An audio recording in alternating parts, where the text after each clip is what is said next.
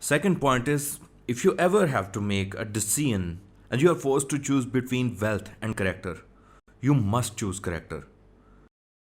Apparently, it may not seem beneficial, but I can guarantee that you will gain more by choosing character. You may ask, why should I not choose wealth? Actually, our intellect tricks us into thinking that wealth is important. That's why a decision must be made on the basis of faith, not entirely based on logic or intellect. Whenever humans entirely rely on intellect, it misleads them. Now, if you pay attention, let me give you an example. Let's suppose you have 10,000 rupees and your sister urgently needs 8,000 rupees. If you give her the money she needs, you will be left with only 2,000 rupees. Our religion says giving away the wealth or the money to the needy one will not let you be poor.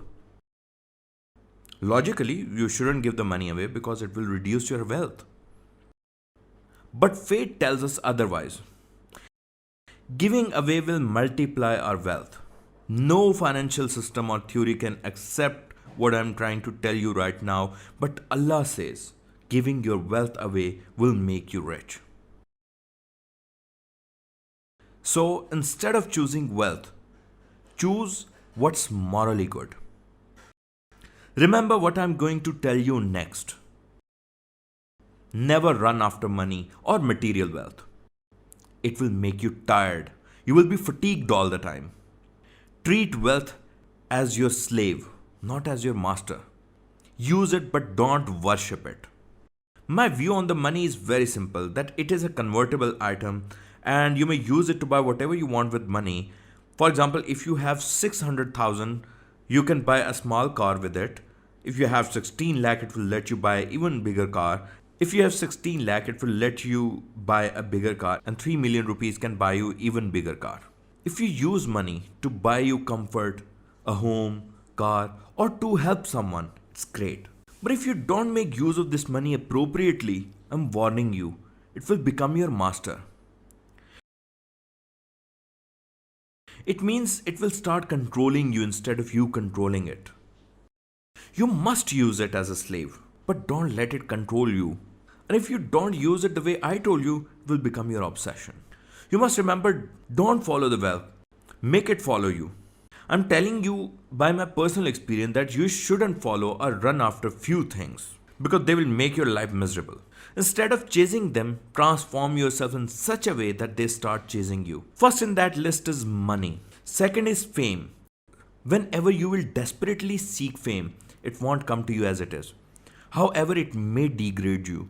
Many people made fool out of themselves in order to get famous or popular. We should not strive to become famous. Instead, we should seek to become successful. Remember, respectful ways may slow down your progress, but success is 100% guaranteed. The third one you should never do is nafs or excessive desires. Desires may include material greed, lewdness, or lust. For some, it acts as driving force. It becomes their Persian flaw. But some of them are drowned in lust most of the times. And another subcategory of nafs is being in love with yourself or narcissism. Those who cannot look beyond themselves or they are always comparing and competing with others without any reason, they will become spiritually ill. So never run after these things. Apparently, you will be at loss, but someday you will find them coming your way effortlessly. Now comes the next lesson. If you want to achieve something big, you should make allies. You should make powerful friends. Build a network which requires social genius. And I am going to tell you a clear way to build a network of powerful friends. Remember, nobody likes to be friends with someone negative. If you have something positive in you, people would like to keep in touch with you. They would like to get close to you. But our problem is, generally, we have all the faults in us that prove to be detrimental in building long term relationships. Number one flaw is victim mentality. People with this mentality cannot stop complaining about everything in their life. They curse everything. Next flaw is impoliteness or being discourteous. People are normally repelled from a rude person. And another flaw is incapability of being independent. So generally, we like to help weak or dependent people, people who are not financially self-sufficient, but we don't like them to be our friends. This is human nature. Individuals with independent mindset and high self-esteem attract more friends. If you are poor, it's alright, but never compromise on your self-respect. Being poor is not a crime, but self-respect is more important. It has a lot of power in it. A person who is always complaining will not have many friends. One reason behind my strong network is that I always think of adding value to other people's lives. I think of an idea that how can I help the other person? And once I've helped him or made his life a little easier, he becomes my lifelong friend. And that person would always be thinking why he helped me instead of asking for help. Not everyone needs money. You may help them differently.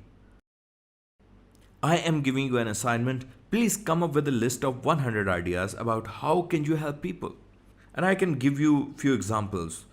For example, some might need encouragement or some may be looking for empathy.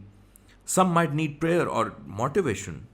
Small deeds cost very little to nothing but may bring about great change. Yes, network. Network means most of your works get done due to strong relationships. Next point is there is a book which says that people with more knowledge or information attract more people. If you have nothing to talk about, who would you like to talk to you? People also like to meet positive people. You may gossip with negative people time to time, but you can't develop relationship that is lasting. Also, everyone likes to be successful individual because successful people can inspire you a lot and can give you motivation or ideas. Let me tell you another thing which is very important. Try to stay contented or gratified. Be humble. Be thankful for whatever you have. I want to give you another assignment. Write down at least 100 reasons to be thankful. You will have many things to the list next week. Your mind is like a torch and you need to focus its light on things that deserve your gratitude. Remember, if you want to be famous or popular in the field of leadership, you must have diverse range of knowledge. You must have knowledge of music, modern leadership. You should read about all sorts of things. Apart from modern books on this subject, you must also read the old books on the subject too. You should also read about religion or Hazrat Umar Farooq or the stories of old warriors and their strategies. This versatility and diversity of knowledge will make your argument powerful. I've observed humility can make your life a lot easier. There is no reason to be arrogant for your material possessions. Biggest success is if you are humble. Despite being rich, you should look smaller than you really are, like an iceberg. Being humble means coming down to the level of person you are meeting or talking to. Our Prophet used to sit among poorest of people. An outsider could hardly tell who the Prophet was among those poorest. This is height of humility. I have also seen that arrogance may become biggest hurdle in your life. Once I was going somewhere with a friend of mine and I saw a beggar walking on the road. Instantly I thought of an idea to prank him. I told my friend about my plan and we accelerated the speed of car and overtook that beggar and we came out and captured that man as if we were going to kidnap him, just like movies. He got frightened and started yelling because it was so sudden, and I replied in the same hysterical manner and I said, I won't leave you without giving you 500 rupees. After that I gave him 500 rupees. He was still in shock and he said, you captured me as if you were going to beat me up. A beggar is not an easy person to get close to because most of them rarely take showers and are not known to be very clean. Sometimes we need to let ourselves get dissolved. We have to dissolve our ego and strive to become a normal, down-to-earth human. Before death of great Saint Rumi, somebody told him it's an end of you. Rumi replied, I may be dying, but I will always rule hearts and minds of people. I want to close the session with this sentence that being a good trainer cannot compensate for not being a good human.